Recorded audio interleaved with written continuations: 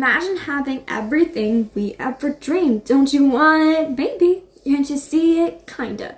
Imagine first audition after college, I get the lead. Apart from me, well, of course, yeah, right. You gotta believe it. Keep talking. You and I, all the fame, Sharpay, what's his name? Sound exciting, inviting. Let's do it then. Listening, personal stylist, agent, and a publicist. But where do I fit into this? With you, we can win. When the bar, think bigger.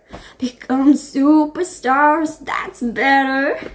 Don't you see that bigger is better and better is bigger? A little bit is never enough, no.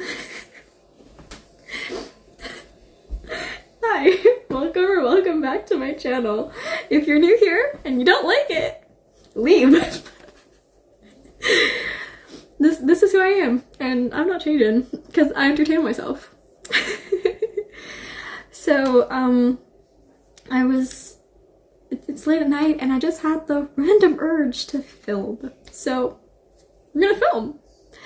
So I'm gonna take you on a little mood reading for either next week or the next few days. It's mood. It's gonna be the mood. Because I'm finally out of my stupid reading slump that I was stuck in because of Sunrise on the Reaping. That book. Like, how is anybody supposed to recover from that book? Those books leave me in the biggest slump because it's literally the greatest series of all time, and I can't get out of it afterwards because all I want is more of it. When I tell you that I read 2 Finnick fanfics so I could be satisfied is like... And the reason I had to read 2 was because the first one I read was so good that I couldn't just read one. Like, I want to go off on this fanfic. I don't remember who wrote it. It's called... What is it even called? Okay, it's called The Siren Song by... The author is Delilah's Wishes or Delilah's Wishes, something like that. Oh my god, it was fudging amazing. Like, guys, this is the best fanfic I've ever read in my entire life. I kid you not. This should be a Suzanne Collins book. Like, girl, go back to Suzanne and be like, girl, we're such a Finnick story around. Like, this is gonna be his story now with this girl. It's so good. So basically, the girl, her name is Carolina. So she is like enemies with Finnick before he gets reaped and everything because like they're always like they're school rivals, you know? And then he gets reaped and then she just doesn't see him anymore after that, you know? So then afterwards, it's 2 years later and it's the Hunger Games that roll around again. And this time she gets reaped and he's her mentor, but they still kind of hate each other. So it's so good. And then there's like there's the whole thing that happens like when she gets like reaped and she has like her mentor talk with him. They're like, okay, what play are you gonna use? And they're going through a bunch of them and they're like, no, that doesn't work. And then one of the other mentors goes, you should do the flirtatious angle because you're pretty. And Finnick automatically, no, you're not doing that. She's like, but I should, like, I can do it. Like, I can do that well. We're doing that. And he's like, no, you're not. You're not doing that angle. Because, you know, he knows what happens, but also, he likes her, it's so obvious. Okay, and then, like, you know, she goes into the reaping and everything, and then obviously she wins her games, blah, blah, blah. Like, not a big surprise there. And then, like, when she gets out, so when she was doing the game, she had, like, eyed this guy in the stands. He had, like, blonde, white hair. And she's like, oh, he's kind of cute. And she was like, who's he? And Finnick was like, oh, that's like Cyrus Snow, President Snow's grandson. He could be a great sponsor. I'm gonna get him to sponsor you. So she's at the train about to leave to go back home and Cyrus Snow is there with his white rose, cause duh. And he's like, I'm basically up to win your games. I sponsored you. And she's like, oh, thanks. And he gives her the white rose and he's like, can I see you again? And she's like, maybe. She just walks away. And then President Snow's like, I'm gonna see you on your birthday because it's August 22nd. I'm gonna come see you. Finnick's like, damn it. I know what's gonna happen. He's gonna make her sell her body. But he doesn't make her sell her body. He goes to her and he says, I'm going to make you into a forced marriage with my grandson, but he cannot know that it is a forced marriage. And then, you know, there's gonna be some Finnick romance too, and the other mentors are so great. Like, I wish Reef was real. I wish that I really want Reef to be real. And Fletch, I want Fletch to be real. And I want Charlie to be real. It's just, honestly, this, like, I read this and I was like already so tragically sad from Hamich's story. And I was reading her story and I was like, how did this get sadder than that? Like, how did this get sadder? And it did. And I just felt so freaking bad. Like, honestly, guys, please read this. Like, this should be a book. It's so good. I read it in 2 days. I was obsessed. Like, obsessed. I would read it all the time. Everywhere. All the time. I never spent so much time on my phone because I was reading this. Like, this was a gem. But, you know, it helped me get out of the slump, even though it kind of put me in a slight one after, but it got me out of it, because then I read another one, I was like, this isn't the same, and then I was okay. And then I started the behemoth of the book, which I don't have with me, because I didn't bring it to my dad's, I left it at my mom's, is When the Moon Hatched. So I started reading that. I am 67% through now, and I'm gonna keep reading that tonight via podcast because it's a great book. I like reading it a lot too, but I was like, I need to get back into this book, but I want to read this specific book, but I don't want to bring this on the bus with me because it's huge. Like, have you guys seen the size of this book? It's huge. So I didn't want to bring that on the bus with me. So instead, I was listening to a podcast of it, and honestly, I'm not podcast, audiobook. Oh my god. I'm not a huge audiobook person. I don't personally love them that much just because I always just rather read it myself. And this one's not like it's an exceptional podcast. It's just, I find it really funny to listen to because when I was reading the book, I didn't imagine any of them with an accent, you know? Con Vagor, didn't think like gonna have a Russian type accent to that name. So I start the podcast and not, oh my god, I keep saying podcast, audiobook. I start the audiobook. And then, you know, the girl started normally, and then Con goes, and she goes in with this Russian-ish accent, and I am on the floor laughing. My little reaction was what is this? Like, why is she talking in accent? It's like, oh, okay, wait, this actually makes sense, but like, I wasn't prepared for this. So, I'm gonna keep doing that, because I really want to finish that book, and just move on with other books. Because I am behind on my reading. I've only read like 7 books so far in the months that I've started. And my goal is 50. Like, I have to just start moving, you know? Usually March is my big reading month and it wasn't this year. I only read 2, but that's Sunrise of the Reaping's fault. I also want to go to the bookstore this week because I need to go get my new Abby Jimenez. Because Say You'll Remember Me is out and I need it. And I need it now. Especially since Indigo is doing a 25% off on all Abby Jimenez books. You best know I'm going to be there. So, that's the goal. To finish When the Moon Hatched this week.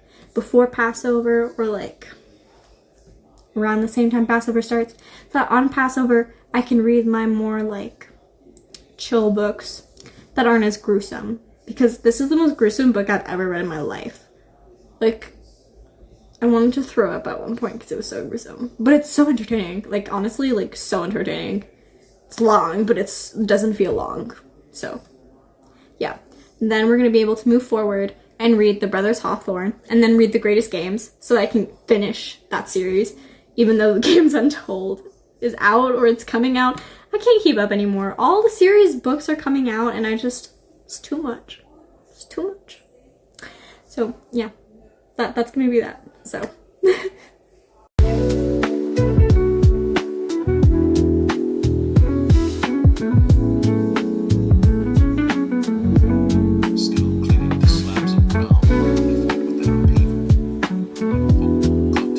Hello.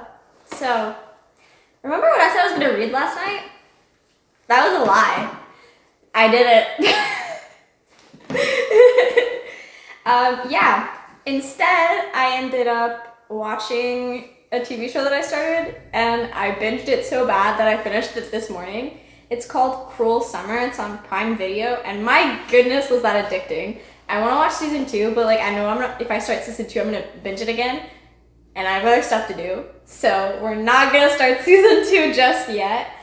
But that was such a good show. Did anybody else watch this show? Like, I want to talk about it with people because this was so entertaining and so good. Like, I had my thoughts about Jeanette. Like, I knew she was psychotic from the beginning, but like, it's just so fun. And I like how it's so fun because like you watch the show and you can just kind of know that there's gonna be people who are gonna watch this and they're gonna like talk about Kate's experience and be like, oh, but she brought that on herself. And all I can think about is like, yeah, that's what's wrong with society, is the people that say that she brought that on herself. Because she did it. It's not her fault. So that was really entertaining. Really, really loved that. So now, since I finished binging it, I'm gonna go to Tingy's with my dad because we're gonna walk there. Because it's gonna be a nice little exercise time to go treat myself to some Tim Hortons. Because I'm gonna come back, I'm gonna study, and I'm gonna listen to my podcast while we're going, and then I'm also gonna keep listening while I'm studying as well. So that is the goal. So I have no reading updates at all. So yeah, let's go. Also, I want to brag about my new walls that my dad just did because they're really pretty, and we were gonna have like cool lights in them and everything, but the lights were so freaking bright, like lightsaber bright, so we had to return them. But they look so good, right? That looks so good. Yeah. So I'm gonna go walk now. I promise. I'm gonna listen to my book. I promise you guys.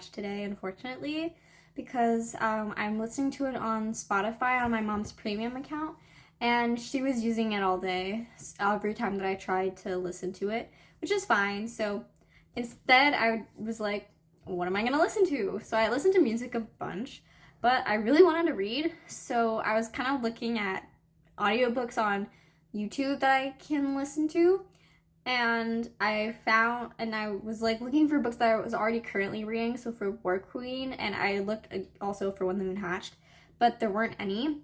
So I was thinking about what are books that I want to start reading soon, and like, let's just get a head start on those. So I was looking, and then I thought, oh, you know what? Let's do Magnolia Parks. Because there's for sure an audiobook about this, and it's been on my shelf for a little while now. And why not? So I started Magnolia Parks. I'm really like just into it. I'm 3 chapters in, so don't have many thoughts yet. It's definitely different than what I expected. I think I like told the story differently to myself, or like I made myself believe that what's supposed to happen isn't what's actually happening. I don't know. I gaslighted myself. I don't know what happened. Either way, I thought that they were like enemies, like school rival enemies. I don't know where I got that from. So it's about BJ and Magnolia, and they're basically like soulmates who aren't together. So they used to date, but then something happened and they're no longer together now, but they still love each other. They still want to be together, but they're not, and they can't be together. And so he sleeps with other girls in order to get over her, to like waste time. Not even get over, it's just like waste time. And she just dates other guys, and that's just their dynamic. They love each other, and it's clearly obvious, and they both talk about it all the time, but they can't be together. They don't trust each other enough. So I'm definitely interested to see how it goes. The writing is definitely really pretty, just from the first 3 chapters that I've read. I've already like highlighted a bunch of stuff in my Kindle, and I'm really enjoying it.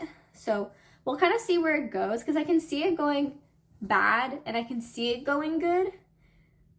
Just because of the way that the story is done, I can see in a way where I would get annoyed if it doesn't start progressing, or if it like follows like redundant patterns. But I can also see it becoming really interesting and very different if it follows other ways that I can imagine in my head. So I'm definitely excited to see where the author takes it, because I know there's mixed reviews. I know some people are like absolutely in love with this and they adore it, and other people are saying that it's the worst book of the series and that it isn't that great.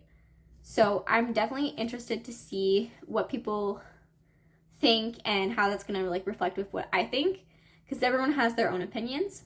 And I know Anya is really excited that I'm reading this because it's her favorite book. So I'm currently reading it on my Kindle because this book is not in English. I bought it in French because I wanted this cover. I wanted the pretty cover, so I bought it in French. So I'm reading it on my Kindle and listening to it on the audiobook so I can do work while I was doing it. I only listened to 1 chapter on the audiobook because I'm not a fan of it. It's really bad, but it is what it is. Like, I will deal with it. It's not that bad. It's not like I'm going to be listening to just that. Like, I'm also going to read it on the bus and then it's better.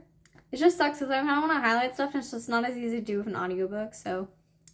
But whatever. Like, I'm still going to survive. It's not that big of a deal. So that's basically that for reading wise. I don't plan on really reading tonight. I'm really tired. I was just sitting on the couch and like my eyes were falling asleep.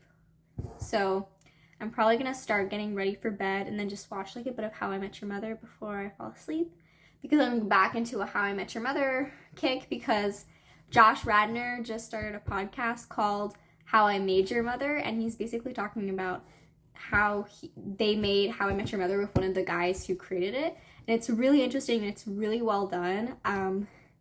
I'm currently like at the episode where they're kind of talking about how they cast it and everything, so I'm really interested to see for them to talk about like Allison Hannigan, the girl who plays Lily, because they talk about how Buffy is one of their inspirations, and she played in Buffy. She was Willow. She was one of the main characters, and I'm really interested to see like how that casting was to have her, because the fact that she was in the show that was the inspiration for this show, like pacing wise, format wise, I'm really interested to see like how that dynamic was, like how it came to be. Like, is it just a coincidence that they go looking for her? So I'm really excited to see that part. So I'm backing my kick because of that. So that's it for tonight.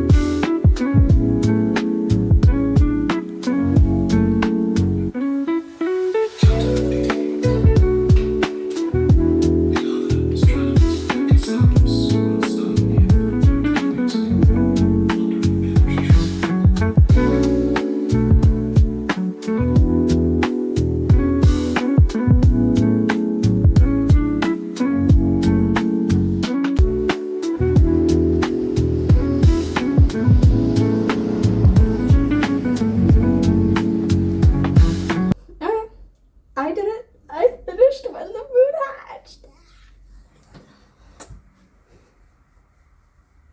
Okay, I'm really happy that I finished that book. It was so good. Really loved it. I give it a 4.5 stars. So, Rave is an excellent main character. I really love her and I relate to her a lot.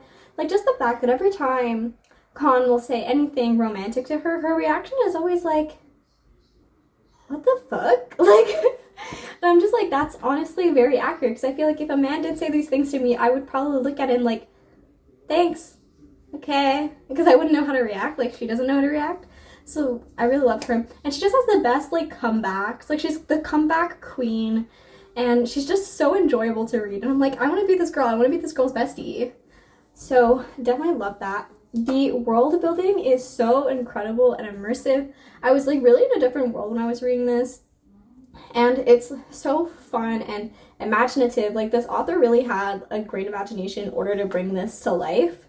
The only thing I have to say is this world building is so like complex and creative and so like new. Like, literally everything is different. Like, they don't even call anything like a day. It's an aurora rise. So like every little thing has a different meaning. So as much as I love the beginning with the index that would kind of tell me what meant what, there were certain words that I still didn't know what that meant. And I'm sure I needed to know the reference from more of the beginning of the book. But because I was also like getting used to the world building, I felt like a lot of those things kind of slipped through the cracks and I wasn't able to really capture what they were meaning. So I definitely feel like I lost like certain points of the meaning that I wish I had.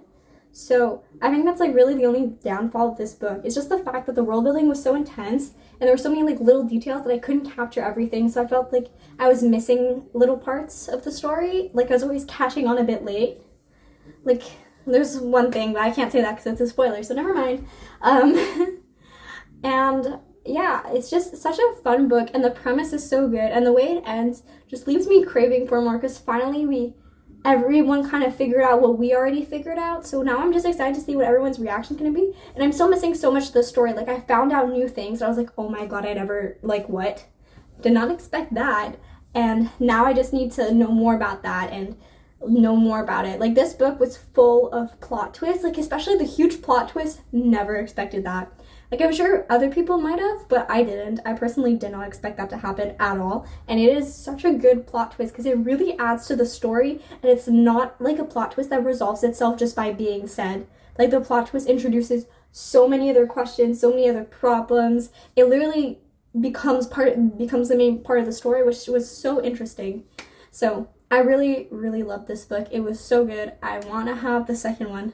I don't know if it's out yet. Okay, no, it is not out yet. It's coming out next October. That's in so long. I hope that date is wrong on Goodreads.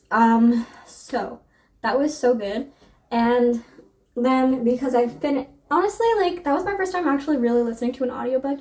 And I think I just found a new favorite way to, like, edit videos. Like, I usually have such a hard time editing videos because I'm so bored. And if then I put like something to watch, but then I end up watching the thing more than I'm actually editing, but this works because I have nothing to watch. Like, I'm literally editing at the same time as I'm listening, and it's perfect, and it really motivates me. And like, it's great for in the bus because sometimes I just don't feel like actually reading, so like I'm just listening to it kind of like a podcast, and it's like was very enjoyable. And they definitely like had like some good actors for it and everything. There's definitely one chapter that I'm still very confused about because it wasn't in a perspective. It was like two characters that just kept going back and forth. So I think I'm going to reread that specific chapter in the book itself to kind of understand what happened a bit more, because I was definitely confused. But because of that, I was like, okay, I'm going to read Magnolia Parks in the Bus now. And I was like, you know what, what's the audiobook for that like? Because I only had the shitty one that I found on YouTube.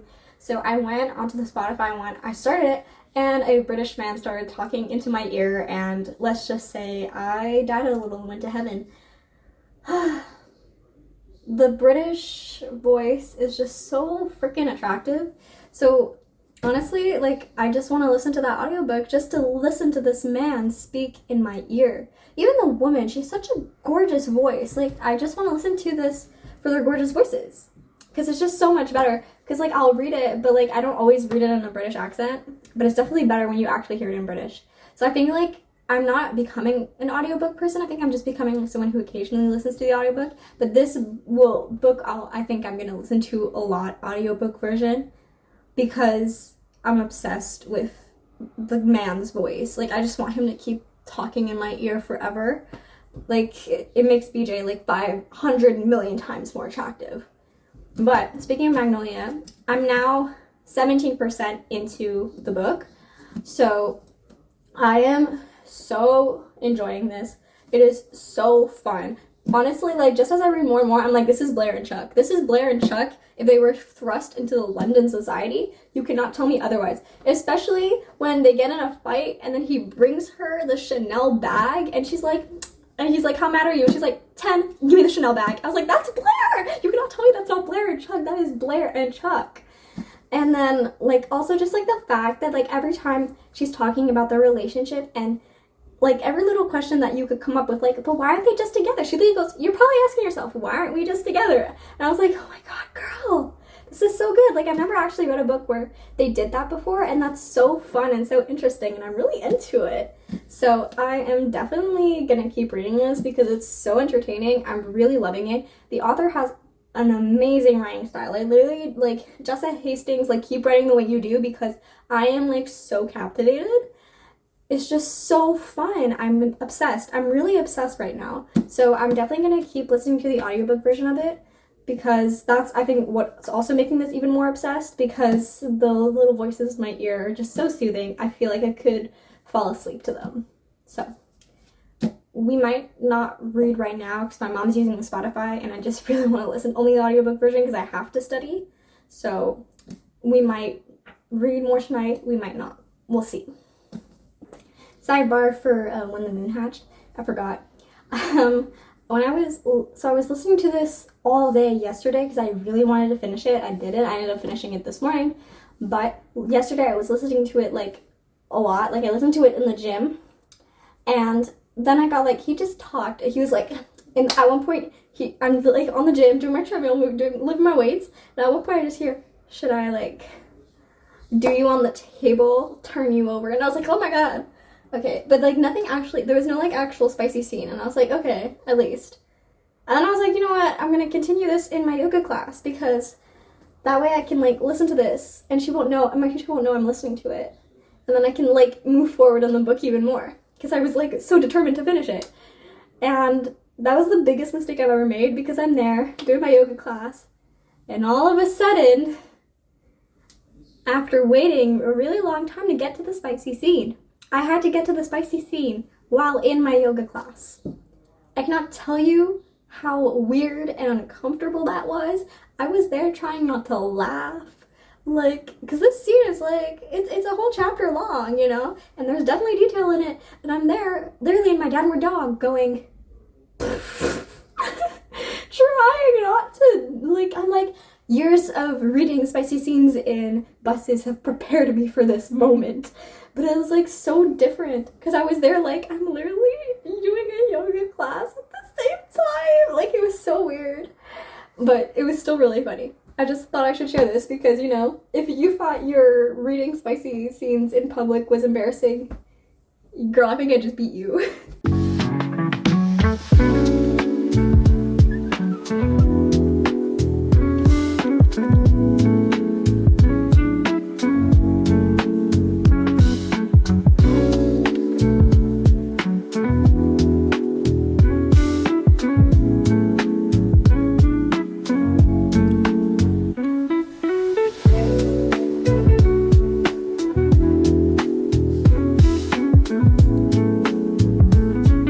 Hi.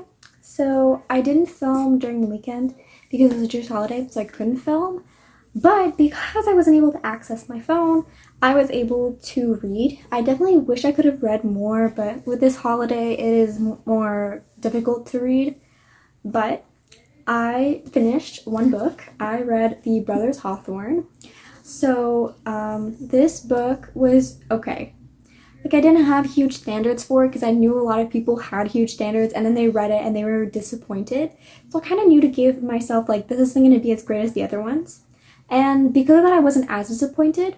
But it definitely was a tough read. Like, I feel like I could have gone through this a lot faster. It's not that big, but it took me a while to get through because it felt slow. Like, I love Grayson, and I loved reading his inner monologue, but I found his story kind of flat.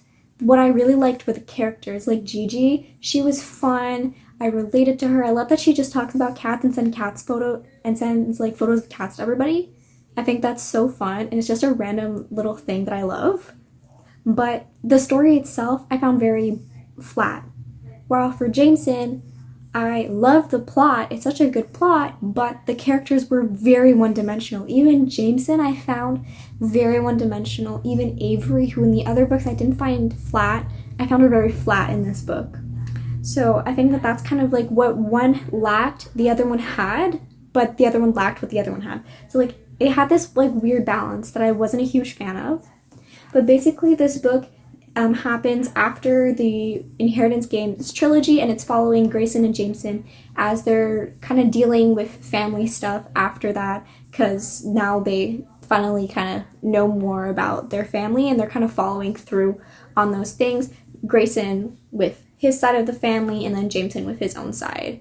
And there's definitely some like connection between the two, and we meet some important characters that are needed for the second book that I started reading but I haven't finished, which is The Grandest Games. I'm about like 100 pages in, and this one basically is set after The Brothers Hawthorne, and it's about this set of games.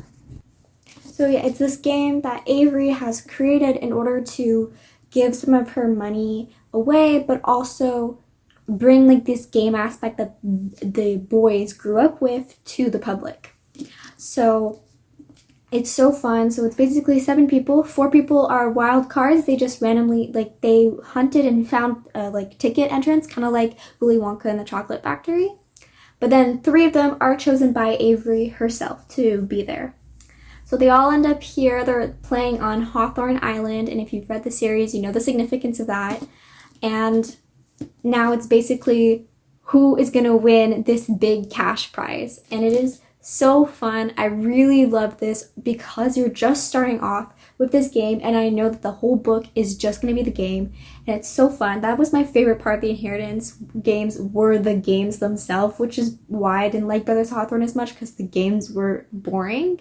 This one, the game is already so much fun, so I know I'm going to enjoy this. Also, I love the characters in this book already. Like, first of all, to have my own Gigi perspective is just so great. I love her. But also, I love Lyra. She's such a fun character. I really like where she's starting off. She feels like the kind of character that I'd want to write. So, she's definitely really fun. And there's something blossoming between her and Grayson. So, like, I'm interested to see if something's gonna happen. I don't want it to because I want him, but like that's unrealistic. But a girl can dream, right? So yeah, but it's also fun because all the characters that are in here, they were all introduced, well, not all of them, but the 3 perspectives that we get, they were all introduced in The Brothers Hawthorne. So that's kind of why you have to read the other one. You can't skip it. But I'm excited to keep reading this.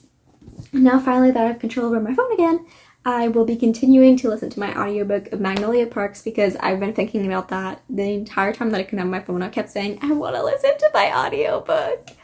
That and music. I've missed music so much. And since everybody was at Coachella, I'm going to listen to all of the Coachella music because I'm going to manifest being there.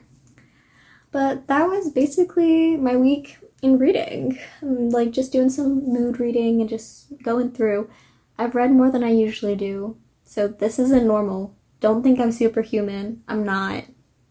This is just randomly ended up reading this much this week because I didn't have as much schoolwork. So, I hope you guys enjoyed, and let me know if you want me to ever do this again sometime. Bye, guys.